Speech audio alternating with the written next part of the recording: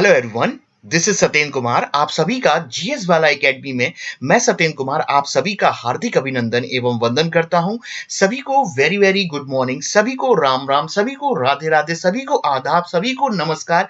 जितना भी नमस्कार हो सकता है मैं अपने एस्पिरेंट जीएस वाला एकेडमी के माध्यम से आप सभी एस्पिरेंट्स स्टूडेंट को हार्दिक अभिनंदन एवं वंदन करता हूं। और आप सभी का जीएस वाला एकेडमी में मैं सत्येंद्र कुमार आप सभी का बहुत बहुत स्वागत करता हूं और उम्मीद करता हूं कि आज के लेक्चर में हम लोग बाल मनोविज्ञान, चाइल्ड साइकोलॉजी का एक महत्वपूर्ण टॉपिक को कवर करने की कोशिश करेंगे। और आज का जो हमारा लेक्चर होगा इसका पार्ट 2 भी जल्द ही मैं अपलोड करूंगा। इस पार्ट 1 को देखने के बाद आप अपनी प्रतिक्रिया जरूर व्यक्त कीजिएगा कि आपको लेक्चर ये कैसा लगा है, क्योंकि मैं इतना जानता हूं अगर इस लेक्चर को आप ध्यान से सुनेंगे तो साइकोलॉजी में इस थ्योरी से संबंधित आपकी बहुत सारी समस्याओं का समाधान हो जाएगा। तो डरने की बिल्कुल जरूरत नहीं है, बिल्कुल आराम आराम से हम लोग इनकी थ्योरी को टीचिंग एग्जाम के लिए, सीटेट के लिए, एमपी टेट के लिए, यूपी टेट के लिए, सुपर टेट के लिए, DSSB, KBS, रीट, जितने भी टीचिंग एग्जाम हैं सभी के लिए हमारा आज का लेक्चर इंपॉर्टेंट होगा। लेकिन लेक्चर को आगे ले जाने से पहले जैसा कि मैं आपको बता रहा हूं कि जीएस वाला एकेडमी में जो जीएस है वो आपका जनरल स्टडीज है, क्योंकि मैं अपने यूट्यूब चैनल जीएस वाला एकेडमी में हिस्ट्री, करंट अफेयर, पॉलिटी और निबंध जैसे सब्जेक्टों के साथ चाइल्ड साइकोलॉजी और पर्यावरण अध्ययन पढ़ाऊंगा। और एक प्रयास है कि पिछले कुछ वर्षों में मैंने जो चाइल्ड साइकोलॉजी में एक प्रयास किया था कि लोगों के लिए बेहतर रिजल्ट दे सकूं, तो वो कुछ रिजल्ट बेहतर देने में थोड़ी सफलता भी मिली है। तो जो मेरा अनुभव बोलता है कि अगर आप ध्यान से पढ़ोगे तो आप यकीन मानिए कि टीचिंग एग्जाम को आप क्रॉस कर सकते हो। और मैं जो जीएस पढ़ाऊंगा वो ऑल एग्जाम के लिए, चाहे वो यूपी लोअर पीसीएस हो, चाहे यूपी एसआई हो, चाहे सीजीएल हो, one video solution for history for all exam. ठीक है, पिछले 5 वर्ष से अध्यापन से जुड़ा हुआ हूं और वर्तमान में दिल्ली में हूं और दिल्ली में इंस्टीट्यूट में पढ़ा भी रहा हूं। और वर्तमान की तो आप स्थिति जानते हो कि कोविड ने सबको घर में बैठा के रख दिया है और टीचिंग इंडस्ट्री जो होती है वो फिर से आपका बैठ चुकी है, आप समझ सकते हो। तो आज का लेक्चर आगे ले जाने से पहले मैं एक छोटा सा मैसेज या संदेश या पैगाम अपने सभी एस्पिरेंट्स को ये देना चाहूंगा कि जो कोरोना का जो माहौल है नेगेटिव का, इस नेगेटिविटी वाले माहौल को अपने आसपास ना आने दें। स्टूडेंट्स, हो सके तो यूट्यूब पर कोरोना के वीडियो ना देखें, घर पर लगे हुए टीवी पर आप लोग कोरोना की न्यूज ना सुने, क्योंकि वो नेगेटिविटी अगर दिमाग में भर गई तो उसका डर हमें दिमाग पर चढ़ जाएगा। और जब किसी चीज का नेगेटिव डर अगर दिमाग पर चढ़ जाएगा तो वो आपके शरीर को परेशान ही करेगा। तो नेगेटिविटी से दूर रहिए। पॉजिटिविटी कैसे आएगी तो अच्छे सीरियल देखिए, कॉमेडी वाले सीरियल देखिए, अच्छे वीडियो देखिए कॉमेडी वाले, ठीक है, कार्टून्स के, जो आपको पॉजिटिविटी प्रदान करे। ध्यान रखना, अगर आप दिमागी रूप से मजबूत हो, आप पॉजिटिव एटीट्यूड है, अगर पॉजिटिव एनर्जी आपके पास हो, यकीन मानिए कि कोरोना भी आपसे डरेगा। ये मेंटली आपको बना के चलना ही है। मैं मानता हूं कि बीमारी खतरनाक है, समस्या है, लेकिन डरने से सॉल्यूशन नहीं होगा। ईश्वर से प्रे कीजिए कि सब अच्छा हो और इस पॉजिटिव एनर्जी को सिर्फ अपने पास नहीं रखना है, क्योंकि आप जिस देश के वासी हो, आप परिवार में रह रहे हो, समाज में रह रहे हो, तो घर, परिवार, समाज में हर जगह आप इस पॉजिटिविटी एनर्जी को शेयर कीजिए, क्योंकि इस समय हर एक व्यक्ति को, हर एक नागरिक को पॉजिटिव एनर्जी, पॉजिटिव एटीट्यूड की जरूरत है। ठीक है, इतनी बात हो गई तो चलिए अब हम लोग अपना लेक्चर स्टार्ट करने जा रहे हैं बाल मनोविज्ञान पर। और बाल मनोविज्ञान पर आज का हमारा एक टॉपिक होगा जहां पर एक विचारक, थिंकर को कवर करने की कोशिश करेंगे। और उस विचारक का नाम है आपका लॉरेंस कोहलबर्ग। सामने देख रहे हो, लॉरेंस कोहलबर्ग है। और लॉरेंस कोहलबर्ग ने एक थ्योरी दी थी, उस थ्योरी का नाम है मोरल डेवलपमेंट। तो बहुत ध्यान से सुनिएगा बच्चा लोग, किसी भी टीचिंग एग्जाम में इतना मान के चलिए कि लॉरेंस कोहलबर्ग की मोरल डेवलपमेंट थ्योरी का क्वेश्चन आता ही आता है। ठीक है, जहां पे मोरल का अर्थ होता है नैतिक और डेवलपमेंट का अर्थ होता है विकास। यानी कि लॉरेंस कोहलबर्ग ने, जो यूएस के रहने वाले हैं, उन्होंने जो अपना मनोविज्ञान में जो सिद्धांत दिया, उनके सिद्धांत का नाम है नैतिक विकास का सिद्धांत, या दूसरा नाम यह भी बोल सकते हैं कि मोरल कैरेक्टर डेवलपमेंट थ्योरी। क्योंकि नैतिकता का हमारे कैरेक्टर से संबंध भी होता है, तो कभी कभी इनके सिद्धांत को नैतिकता, चरित्रता, विकास का सिद्धांत के नाम से भी जानते हैं। अब भाई ये नैतिकता का अर्थ यहां पर किस अर्थ में बोला गया वो ध्यान से सुनिएगा। नमस्कार करना, गुरुजनों के पैर छूना, इस अर्थ में ना समझिएगा। यहां पर वो मोरल डेवलपमेंट का अर्थ ये हो रहा है, अगर कोई चीज सही है, अगर कोई चीज गलत है, तो नैतिकता किस रूप में निर्धारित की जाएगी। अगर ये चीज सही है या गलत है और आप लोग एक मोरल डिसीजन लेने जा रहे हो, तो वो मोरल डिसीजन या नैतिक तर्क वाला डिसीजन, यस या नो जो भी होगा, वो आपके मेंटल संज्ञान पर आधारित होना चाहिए।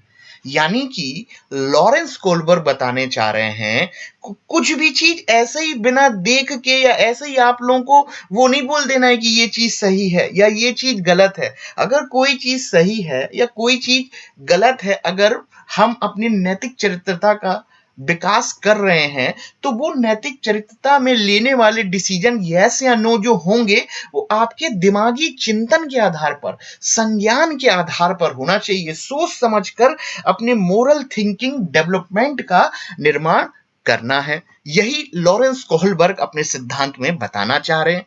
जो यूएस के रहने वाले, आगे बहुत इंटरेस्टिंग इन्होंने अपनी कहानी दी है। उस कहानी को आप ध्यान से सुनेंगे। कहानी को आगे ले जाने से पहले कुछ वन लाइनर पॉइंट्स यहां पर लिखे हुए हैं, उनको ध्यान से सुनिएगा। देखिएगा, Kohlberg stage of moral development हम पढ़ें आगे, तो पहले तो ये पॉइंट ध्यान रखिएगा, थ्योरी इंस्पायर्ड बाय जीन पियाजे। पहला पॉइंट ये बोल रहा है कि लॉरेंस कोहलबर्ग की जो नैतिकता चरित्रता का सिद्धांत है या थ्योरी है, वो जीन पियाजे की थ्योरी से प्रभावित है। यानी कि कहीं ना कहीं जीन पियाजे ने भी मोरल डेवलपमेंट पर काम किया और उस मोरल डेवलपमेंट के कुछ प्रभाव हमें लॉरेंस कोहलबर्ग की थ्योरी में देखने को मिलते हैं। जैसा हमें पॉइंट बता रहा है कि इनकी थ्योरी प्रभावित है जीन पियाजे की थ्योरी से। आई होप ये पॉइंट समझ गए होंगे। अब हम लोग आगे बढ़ते हैं। देखिएगा, सेकंड पॉइंट बोल रहा है method, moral dilemma Heinz to investigate children reasoning. बहुत ध्यान रखिएगा, डिलेमा का अर्थ होता है धर्म संकट। धर्म संकट का अर्थ होता है कि ऐसी स्थिति में आ जाना कि हमें डिसीजन सही या गलत निर्णय में बहुत एक संकट सा स्थिति उत्पन्न हो जाती है कि क्या करें क्या ना करें, कैसे डिसीजन ले कैसे डिसीजन ना ले, कैसे बोले कि ये चीज सही है, कैसे बोले कि ये चीज गलत है, कैसे हमें मोरल डेवलपमेंट का निर्माण करना है। जब संकट में पड़ गए तो उस संकट को बोला जाता है डिलेमा, जैसे हम लोग बोलते हैं धर्म संकट। तो यही धर्म संकट जैसे शब्द का प्रयोग किसने किया? लॉरेंस कोहलबर्ग ने किया। अब ब्रैकेट में यहां पर हाइंज आपको देखने को मिल रहा है। अब भाई ये हाइंज है क्या, ध्यान से सुनिएगा।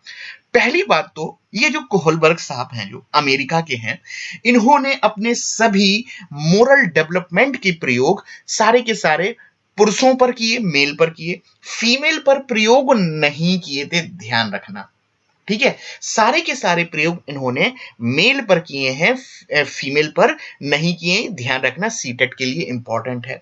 और ये हाइंज नाम का जितने की 100+ एक्सपेरिमेंट है इनके, लेकिन पुरुषों पर ही किए। पता नहीं इनको फीमेल से क्या दिक्कत थी, एक जनरली टॉक में बोल रहा हूं, ध्यान रखेंगे, हंसी के लिए, कॉमेडी के लिए थोड़ा, क्योंकि पढ़ाई के साथ थोड़ा सा रिफ्रेशमेंट भी होना चाहिए। तो यहां पर उन्होंने जो मुख्य रूप से अपना सबसे बेस्ट जो प्रयोग किया, वो हाइंज नामक व्यक्ति पर किया। और वो हाइंज पर इन्वेस्टिगेशन कर रहे थे कि हमें किस तरीके से नैतिकता का विकास करना चाहिए। लेकिन जो नैतिकता का विकास जो होगा ना, वो रीजनिंग तर्क के आधार पर होगा। सही गलत जो कि कुछ भी होगी ना आपकी नैतिक विकास, वो आपकी रीजनिंग के आधार पर होगी। और उन्होंने अपना प्रयोग किया हाइंज पर। अब हाइंज के साथ हुआ क्या, देखिएगा, मैं आपसे बोलता हूं कि जो हाइंज नामक व्यक्ति हुआ करता था, उसकी एक धर्म पत्नी या वाइफ थी। अब बताते हैं कि वाइफ की तबीयत खराब हो गई है। अब हाइंज के पास इतना पैसा नहीं है कि वो अपनी बीवी का उपचार करा पाए। तो होता क्या है, बता देते हैं डॉक्टर वाले कि इनको कैंसर है। किसको? हाइंज की वाइफ को। और इसके लिए कम से कम 6 लाख रुपए आपका खर्च किया जाएगा। अब हाइंज के पास इतना पैसा नहीं है। और रिसेंटली क्या हुआ कि कैंसर जो होता है हाइंज की वाइफ को, उसके लिए कोई दवा भी अवेलेबल नहीं है। ध्यान से सुनिएगा। और रिसेंटली जस्ट अभी हाल में ही वो दवा मार्केट में डिस्कवर हुई है या खोजी गई है। अब जैसे ही किसी हॉस्पिटल वाले को या केमिस्ट या मेडिकल स्टोर वाले को ये बात पता चलती है कि हाइंज नामक व्यक्ति को ये दवा बहुत ज्यादा जरूरी है, इसको चाहिए ही चाहिए है, अगर ये दवा इसको मिल गई तो हो सकता है इसकी वाइफ के प्राण बचाए जा सकते हैं। यानी कि नैतिकता, मोरल वाली चीज आने लगी है प्रिंसिपल में। ठीक है, बचाए जा तो ऐसे में क्या करेगा कोई भी हॉस्पिटल वाला या मेडिकल स्टोर वाला, हाइंज की स्थिति का फायदा उठाने की कोशिश करेगा। वो बोलेगा कि जो मेडिसिन या जो दवाई का उपचार पहले 3 लाख में होता था, अब हम तुम्हें ये मेडिसिन 3 लाख की नहीं देंगे, 5 लाख की देंगे। ऐसे में हाइंज पहले से ही परेशान, अब वो और परेशान होता है कि 3 लाख मेरे पास हैं, मैं 2 लाख रुपए का जुगाड़ और कैसे करूं।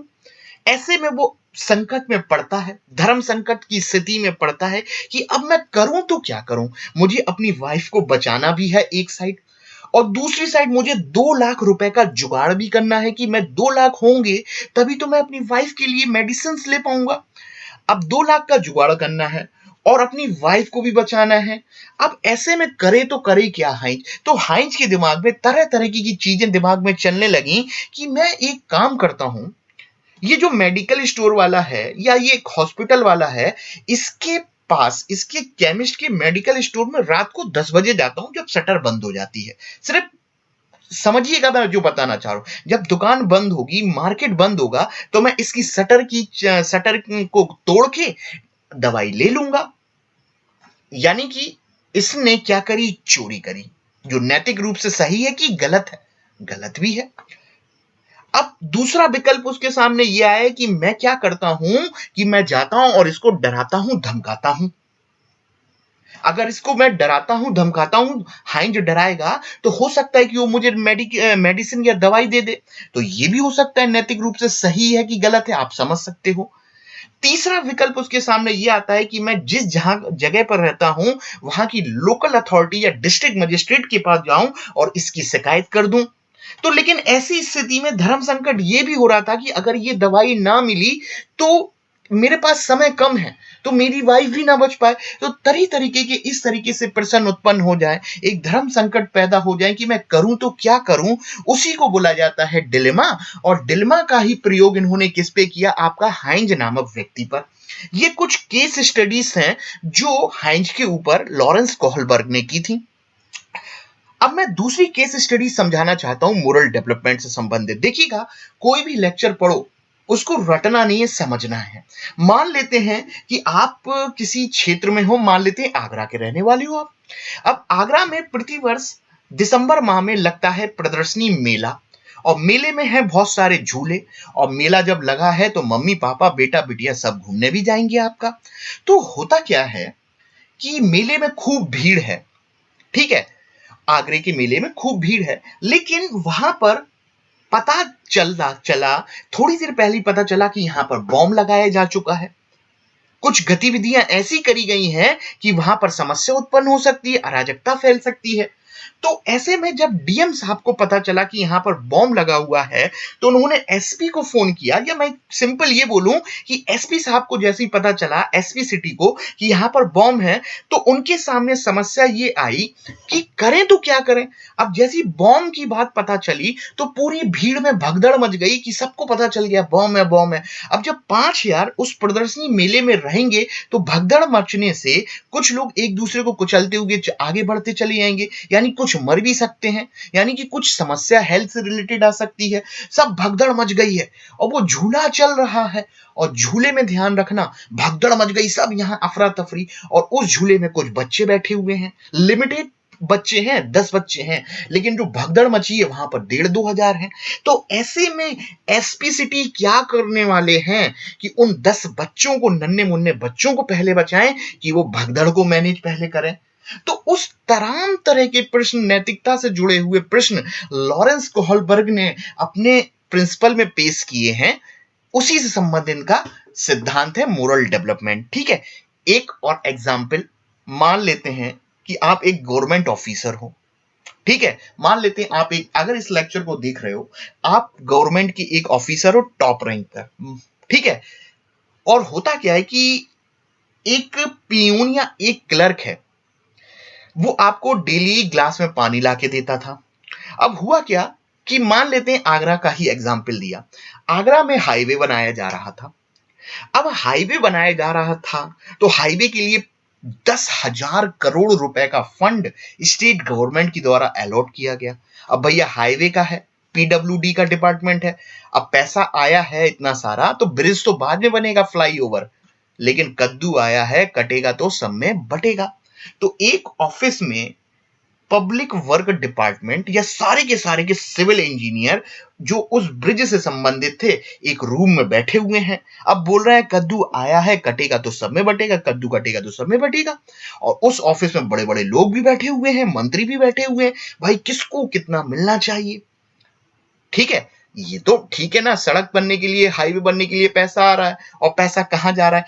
ऐसे में क्या होता है कि एक क्लर्क या पियून ग्लास का वाटर लेके जाता है, और वो गेट पे जैसे ही पहुंचा तो वो सारी की सारी बातें सुन लेता है। अब सारी बातें सुनने के बाद वो ईमानदार है पियून आपका क्लर्क, तो उसके दिमाग में लगता है कि मैं ये जो करप्शन ये लोग करने जा रहे हैं, जो गलत काम करने जा रहे हैं, तो मैं इनकी शिकायत कर दूं, तो मैं इन्हीं के साथ शामिल हो जाऊं।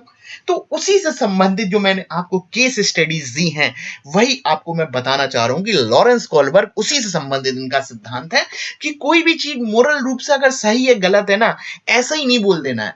अपने मेंटल का प्रयोग करो, अपने संज्ञान का प्रयोग करो। कोई भी चीज नैतिक रूप से सही है, नैतिक रूप से, तर्क रूप से सही है ना, सही या गलत है तो लॉजिक के हिसाब से होगा। आई होप, मुझे लगता है कि अब एग्जाम्पल आपके लिए सफिशियंट है। अब 1927 से लेके 1987 तक इनका जीवन काल बताया जा रहा है लॉरेंस कोहलबर्ग का। जैसे मैंने बताया है कि पार्ट 2 भी आएगा, तो हो सकता है आज का लेक्चर हमारा थोड़ा सा लेंथी हो जाए। उम्मीद करता हूं कि इतना समझ गए होंगे। अब हम लोग नेक्स्ट स्लाइड पर आगे बढ़ते हैं।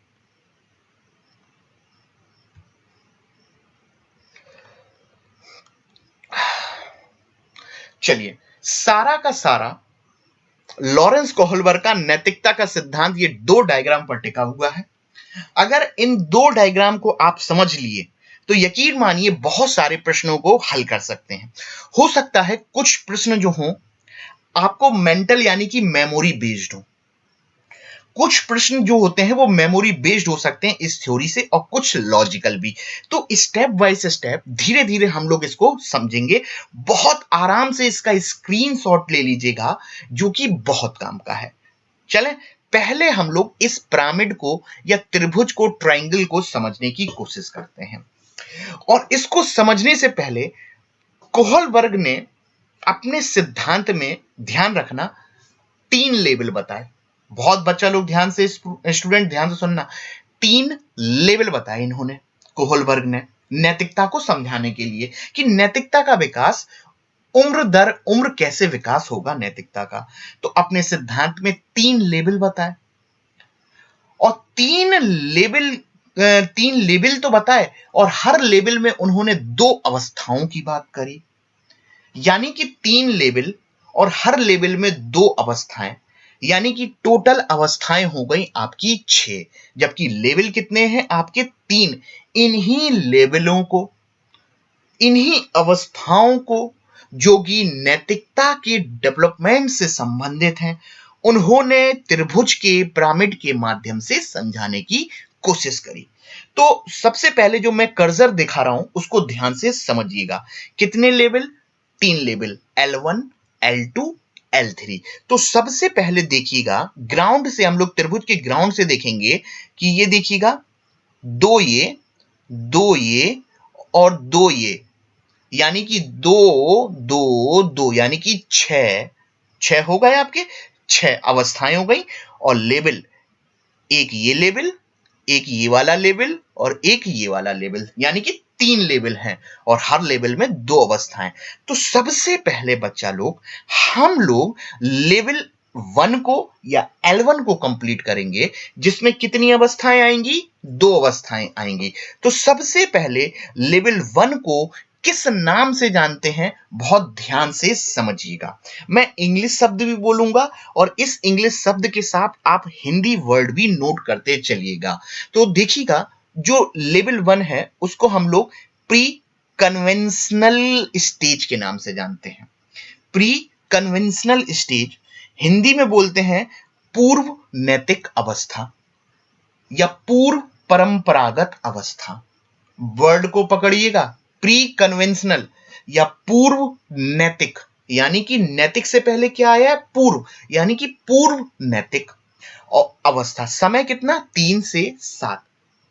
और पूर्व नैतिक अवस्था हिंदी में नाम है, यानी कि ये अभी नैतिकता इस अवस्था में डेवलप नहीं हो पाई है, तभी तो नाम आया है पूर्व नैतिक अवस्था। यानी कि इस स्टेज में 3 से 7 वर्ष में बच्चों में नैतिकता नहीं है, तो उसके लिए सही गलत जो कुछ भी होगा वो कौन डिसाइड कर पाएगा। यानी कि उसकी नैतिकता का डिसीजन उसको पता ही नहीं है, तो उसकी नैतिकता का डिसीजन उसके आसपास, उसका वातावरण, उसके वातावरण में उपस्थित उसके मम्मी पापा दादा दादी के द्वारा उसकी नैतिकता डिसाइड की जाएगी पहली अवस्था में 3 से 7 वर्ष में। आया हुआ है प्रश्न कि किस स्टेज में बालक की नैतिकता बाहरी जीवन से संबंधित है या उसकी नैतिकता जो होती है बाहरी आउटलुक के द्वारा दर्शाई जाती है, क्योंकि बालक छोटा है इसलिए यहां पर नैतिकता उसके आसपास के द्वारा, जैसे नाम से ही पता चल रहा है ना, पूर्व नैतिक। अब वही चीज, अब हमने ये तो समझा दिया कि इसको इस नाम से जानते हैं, तो ये लेवल 1 हो गया। लेकिन मैंने ये भी तो बोला था कि हर लेवल में 2 अवस्थाएं हैं। अब इन डब्बों को देखना है। अब ध्यान से समझना मैं क्या बोलना चाह रहा हूं।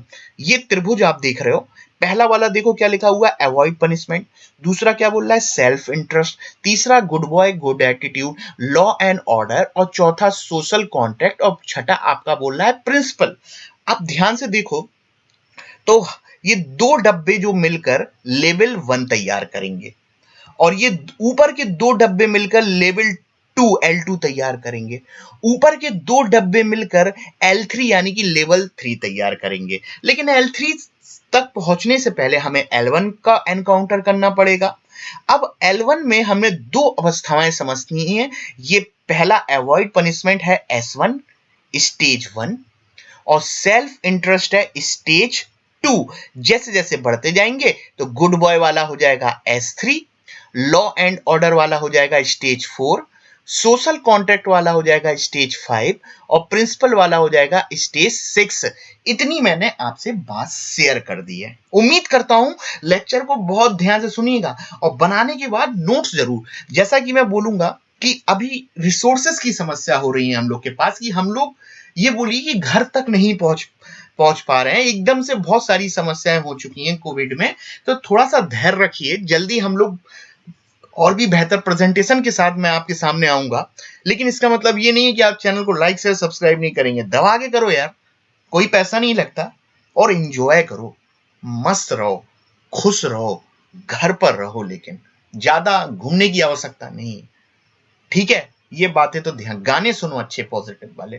ठीक है, इस समय पॉजिटिविटी की तो सबसे ज्यादा जरूरत है। ठीक है, इतनी बात हो गई। तो आइए हम लोग स्टेज 1 अवॉइडिंग पनिशमेंट, क्या बोल रहा है स्टेज 1 में, क्या बोल रहा है, अवॉइड पनिशमेंट। और बगल में एक डायग्राम देखो, बगल में एक डायग्राम मिल रहा है प्री कन्वेंशनल। और प्री कन्वेंशनल को ध्यान से देखो तो ऊपर वाला क्या लिखा हुआ है, ओबीडियंस और पनिशमेंट ओरिएंटेशन। बहुत ध्यान से समझना। तो जो प्री कन्वेंशनल या पूर्व नैतिक अवस्था है उसकी 2 स्टेज में, पहली वाली है ओबीडियंस और पनिशमेंट और दूसरी S2 है इंस्ट्रूमेंटल ओरिएंटेशन।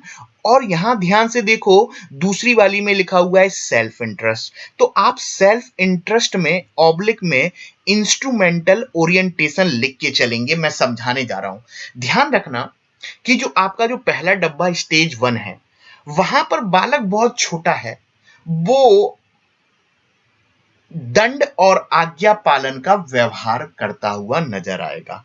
अगर उसको ये बोल दिया कि ये चीज गलत है तो वो उस चीज की आज्ञा मानेगा। और पिताजी ने बोल दिया कि ये चीज गलत है, अगर ये करोगे तो तुम्हें उसके लिए पनिशमेंट भी मिल सकता है। तो इस स्टेज में पहली वाली में बालक आज्ञा का पालन करता हुआ नजर में आएगा, और साथ में वो उसको बताया जाएगा कि ये चीज गलत है, तो तुम्हें इसके लिए क्या मिल सकता है, दंड भी मिल सकता है। दंड जैसी बातों की और आज्ञा पालन जैसी बातों की स्टेज 1 में बात की गई है। ठीक है, इतनी बात हो गई। चलिए आगे बढ़ते हैं। अब ध्यान से समझना, अब आता है stage 2 self interest.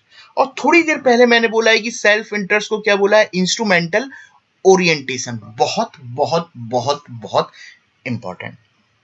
Self interest का अर्थ क्या है, यानी कि मेरा हित, यानी कि मेरा हित पूरा हो जाना चाहिए। अब ध्यान से समझना मैं क्या बोलना चाह रहा हूं।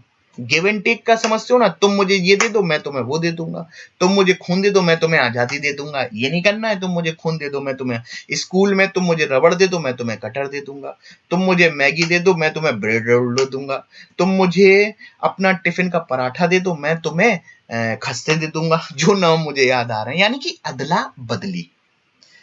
खुद का हित, यानी कि मेरा काम होना चाहिए, यानी कि मेरा काम होगा तो वो मेरा रिवार्ड है, मेरा पुरस्कार है। मैं तुम्हारा काम तभी करूंगा जब मुझे बदले में पुरस्कार मिलेगा। गिव एंड टेक वाली चीजें होती है ना, जैसे आपने प्राचीन काल में देखा होगा, बार्टर सिस्टम के माध्यम से व्यापार होता था, सिक्के चलते नहीं थे। तुम मुझे चावल दे दो मैं तुम्हें शक्कर दे दूंगा। तो जो अदला बदली है, अदला बदली यहां पर ये है कि गिव एंड टेक वाली चीजें हैं। मेरा रिवार्ड, मेरा पुरस्कार मुझे मिलना चाहिए, मेरे हित की पूर्ति होना चाहिए। यानी कि बालक सेल्फ इंटरेस्ट या सेल्फ हितों की बात करता है और म्यूचुअल एक्सचेंज करता है।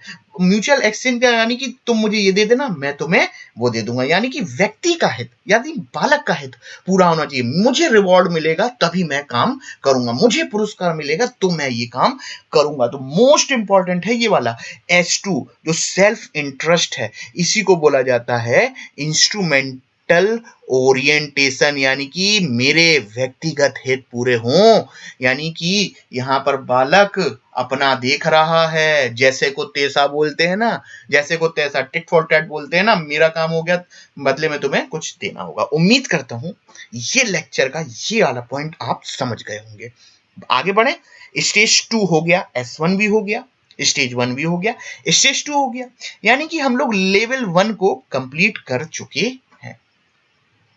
अब बच्चा लोग हम लोग L2 यानी कि लेवल 2 को कंप्लीट यह समझने की कोशिश करेंगे, जिसे हम लोग ने किस नाम से जानते हो, कन्वेंशनल के स्टेज के नाम, कन्वेंशनल स्टेज के नाम से जानते हो। सबसे पहले इसका हिंदी में नाम बच्चा है नैतिक अवस्था। हिंदी में नाम है आपका नैतिक अवस्था। जैसे नाम से ही पता चल रहा है 8 से 13, यानी कि पहली वाली पूर्व नैतिक थी, वहां पे नैतिकता का विकास था नहीं। लेकिन इस वाली में कन्वेंशनल स्टेज में, जैसे हम लोग हिंदी में बोलें तो परंपरागत अवस्था के नाम से भी जानते हैं या नैतिक अवस्था के भी नाम से जानते हैं। यानी कि इस स्टेज में बालक में नैतिकता का विकास उसके तर्क के आधार पे, कोई चीज सही गलत है नैतिक रूप से, तो तर्क के आधार से उसकी नैतिकता का विकास धीरे धीरे होने लगा है। इसीलिए तो इसको हम लोग ने मोरल स्टेज के नाम से भी जानते हैं। और दूसरा नाम क्या है आपका, कन्वेंशनल। और 8 से 13 वर्ष में तो बालक नैतिकता समझने लगता है। ठीक है, इतनी बात ध्यान रखिएगा। अब इसको आगे बढ़ने से पहले डब्बों पे पहुंचिए। तीसरा डब्बा स्टेज 3, गुड बॉय एटीट्यूड। क्या है इसका अर्थ? गुड बॉय एटीट्यूड या good girl attitude, good boy या बैड गर्ल एटीट्यूड भी हो सकता है। देखो, मुझे पास हो गया, मैं जिस घर परिवार में रह रहा हूं, जिस समाज सोसाइटी में रह रहा हूं, मैं अपना रिपोर्ट कार्ड या रिजल्ट कार्ड अपने परिवार मोहल्ले के साथ दिखाऊंगा कि ये देखो, ये मैंने बेहतर काम किया, ये मेरा रिजल्ट रहा है। समाज में, परिवार में, क्योंकि उसको क्या दिखाना है कि मैं बेहतर हूं, गुड बॉय हूं। तो वो अपने आप को बेहतर बताने की कोशिश या बेहतर आचरण करने की कोशिश करता है। ठीक है, ध्यान रखिएगा। तो उसको बोला जाता है गुड बॉय एटीट्यूड। ध्यान रखिएगा। गुड बॉय भी हो सकता है, बैड गर्ल भी हो सकती है और बैड बॉय भी हो सकता है। ध्यान यहां पर लेकिन हमें यही ध्यान में रखना है कि वो गुड बॉय एटीट्यूड क्यों करने की कोशिश कर रहा है। जैसे कि रिपोर्ट कार्ड आया पॉजिटिव, उसका रिपोर्ट कार्ड में अच्छे नंबर आए तो वो उसको परिवार के साथ शेयर करेगा, मोहल्ले के साथ बताएगा, ताकि उसको तारीफें मिलेंगी। ठीक है, यानी कि अब उसकी दुनिया बाहर की दुनिया से धीरे धीरे जुड़ रही है। क्यों? उसको समझ में आ रहा है। ठीक है, अब देखिएगा चौथा डब्बा, देखिए law and order. Law and order, law and order याद आ रहा है मूवी शाहिद कपूर की। ठीक है, हैदर थी ना, उसी से रिलेटेड वो मुझे याद आ गया एकदम से, तो मैंने तो रिपीट कर दिया। लॉ एंड ऑर्डर समझिएगा क्या है इसका अर्थ। हमारे समाज में, हमारे जहां पर हम रहते हैं, जिस पंचायत में या जिस मोहल्ले में या जिस गली में या जिस शहर में, हर अपनी एक सोसाइटी के कुछ ना कुछ प्राचीन काल से ही नियम कानून कायदे मौजूद हैं। हम सोसाइटी की बात नहीं करेंगे, किसी भी देश में, किसी भी सभ्य राज्य में, उस राज्य के समाज को चलाने के लिए व्यवस्थित रूप से पुलिस होती है, कानून होता है। तो वो जो पुलिस कानून जो है किसके लिए बनाया गया है? हम लोगों के लिए बनाया गया है।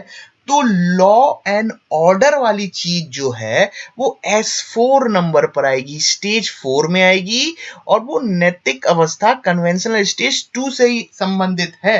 ध्यान रखिएगा। अब मैं क्या बताना चाह रहा हूं, आप रोड पर जा रहे हो, रेड लाइट जल जाती है ट्रैफिक में, तो आप रुक जाते हो। क्यों? क्योंकि यातायात के नियम है, वो आपको मानना ही पड़ेंगे। आपको अगर आप समाज में कुछ गलत करोगे, चोरी करोगे, तो आपको उसके लिए क्या किया जाएगा? लॉ बनाया गया, आपको पनिशमेंट दिया जाएगा। तो किस स्टेज से संबंधित है? इसी से आ रहा है, सेकंड से। लॉ एंड ऑर्डर मानना पड़ेंगे आपको। ठीक है, क्योंकि वो हमारे लिए ही बनाए गए हैं। अब बहुत ध्यान से समझिएगा। गुड बॉय एटीट्यूड हो गया आपका, लॉ एंड ऑर्डर हो गया आपका। अब थोड़ा सा आगे बढ़ते हैं, थोड़ा सा आगे बढ़ते हैं। आगे बढ़ने से पहले मैं आपसे बोलूं कि आप जा रहे थे, आपके दोस्त का एक्सीडेंट हो गया, अब आपके दोस्त को बिल्कुल लेके जाना है अस्पताल, लेकिन वहां पे इतना ज्यादा है ट्रैफिक, रेड लाइट लग रही है।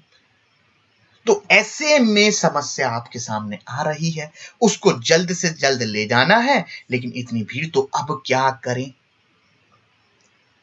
या मैं ये बोलता हूं कि आपने निर्भया रेप केस की घटना याद होगी आपको, या कोई भी ऐसी गलत घटना अगर होती है समाज में, या किसी व्यक्ति के अधिकारों का हनन, फंडामेंटल राइट का हनन होने लगे, या वर्तमान में आप समझिएगा कि किसानों को लग रहा था कि कुछ उनके हितों में नहीं जा रहा है कृषि के कानून में, तो वो लोग क्या अपने अधिकारों के लिए सड़क पर उतरना चालू हो गए, और समाज में किसानों का आंदोलन एक विरोध समाज में देखने को मिलने लगा। तो जो विरोध देखने को मिल रहा है, या लोग अपने अधिकारों का हनन खोते हुए देख रहे हैं, तो अन्ना हजारे उनके सपोर्ट के लिए, उनके विरोध को मार्गदर्शन देने के लिए आगे आ गए। समझिएगा, कुछ गलत है, तभी समाज में विरोध कॉन्ट्रास्ट हो रहा है, विरोध हो रहा है। तो जितना भी विरोध वाली चीजें, जैसे देखो अगला डब्बा देखो, सोशल कॉन्ट्रैक्ट, या लास्ट है आपका प्रिंसिपल। तो जो समाज में व्यक्तिगत अधिकारों का हनन हो, तो क्या होता है ना, तो अब लास्ट वाली स्टेज का समय देखो आप कितना है, पोस्ट कन्वेंशनल बोला गया, यानी कि पोस्ट कन्वेंशनल, बहुत ध्यान रखिएगा, उत्तर नैतिक अवस्था या पश्च नैतिक अवस्था, ये वो नैतिक की अवस्था है जहां बालक सही गलत का निर्णय स्वयं की थिंकिंग के आधार पे करेगा, वो अपने नियम कानून बनाएगा। अगर उसको कोई गलत लगता है तो अन्ना हजारे जैसे, अंबेडकर जैसे लोग आपकी मदद करने के लिए आएंगे, क्योंकि उनको कुछ गलत होता हुआ नजर आ रहा है, और ये यूनिवर्सल एथिक्स प्रिंसिपल का निर्माण करेंगे लोगों के लिए। यही हुआ था 2010 में, याद कीजिएगा, अन्ना हजारे बैठ गए थे अनशन पर, समाज में विरोध हो रहा था, हुआ था ना। और फिर आपके अंबेडकर हो गए, पटेल हो गए, इन्होंने अपने अपने कुछ व्यक्तिगत नियम बनाए, रूल्स बनाए, और वो रूल स्वयं के लिए नहीं है, सबको ध्यान में रखते हुए बनाए हैं। तो इस तरीके की बातें देखने को मिले तो वो आप समझिएगा पोस्ट कन्वेंशनल स्टेज से संबंधित है। ठीक है, ध्यान रखिएगा। तो ये हमारा लेक्चर था, बहुत ध्यान से समझिएगा जो मैंने लास्ट वाले दो आपको बता रखे हैं। यहां से क्वेश्चन बनने की पॉसिबिलिटी रहती है। किसान का मैंने बताया आपको, और निर्भया का बताया, अंबेडकर जी का बताया मैंने आपको। ठीक है, तो ये कुछ कुछ चीजें हैं जो आपका पोस्ट कन्वेंशनल में या पश्च नैतिक अवस्था में या उत्तर नैतिक अवस्था में आपको देखने को मिलेंगी। इस स्टेज में तो बालक बड़ा हो जाता है यार। ये 8 से 13 तो सेकंड है, तो इसमें तो 13 से 18 हो गया। अब भाई कोई भी चीज नैतिक रूप से सही या गलत है तो मैं खुद भी तो बना सकता हूँ नियम, खुद भी डिसाइड कर सकता हूँ कि क्या चीज सही है क्या गलत है, क्योंकि इस एज में बालक बड़ा हो जाता है आपका।